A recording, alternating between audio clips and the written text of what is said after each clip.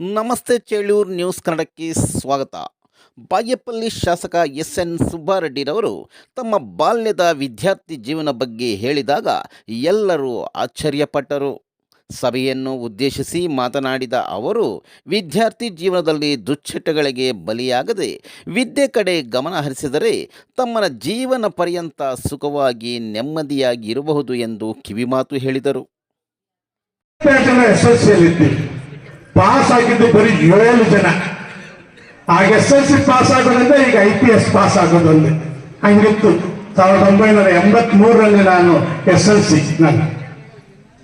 ನನ್ನ ತಾಯಿ ನಾನು ಪಾಸ್ ಆಗಿದ್ದು ಊರಿಗೆ ಮನೆಗೆಲ್ಲ ಹೇಳ್ಕೊಂಡು ಬಂದು ನನ್ನ ಮಗ SSLC ಪಾಸ್ ಆಗಿದ್ದಂಗೆ. ಅಂದ್ರೆ ಆ ತಾಯಿ ಅಷ್ಟು ಸಂತೋಷ ಪಟ್ರು ಅವತ್ತು. ತಮ್ಮನ್ನೂ ಅಷ್ಟೇ, ನಿಮ್ಮ ಬಗ್ಗೆ ಅನೇಕ ಕನಸುಗಳು ನಿಮ್ಮ ತಾಯಿ ತಂದೆ ಹೊಂದಿರ್ತಾರೆ. ನಿಮ್ಮದೇನಿದೆ ಏಜ್ PU, ಸೆಕೆಂಡ್ PU, ಅಲ್ಲಿ ತನಕ ನೀವು ಸ್ಟ್ರೈಟ್ ಆಗಾದ್ರೆ ಮತ್ತೆ ದಾರಿ ತಪ್ಪುವಂತ ಅವಕಾಶಗಳಿರೋದಿಲ್ಲ. ಚೆನ್ನಾಗಿ ಜ್ಞಾಪಕ ಇಟ್ಕೊಳ್ಳಿ.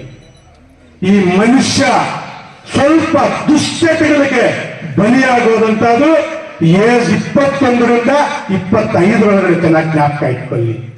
ಆಗ ಸರಿಯಾಗಿ ನಮ್ಮ ಜೀವನವನ್ನು ಸರಿದಾರಿಯಲ್ಲಿ ತಗೊಂಡಾದ್ರೆ ಜೀವನ ಪರ್ಯಂತ ನಾವು ಸುಖವಾಗಿರ್ಬೋದು, ನೆಮ್ಮದಿಯಾಗಿರ್ಬೋದು, ಇನ್ನೊಬ್ಬರಿಗೆ ಆ ಒಂದು ಒಳ್ಳೆ ಸ್ಥಾನದಲ್ಲಿ ಅಂತ ತೋರಿಸ್ಕೋಬಹುದು. ದಯವಿಟ್ಟು ಜ್ಞಾಪಕ ಇಟ್ಕೊಳ್ಳಿ.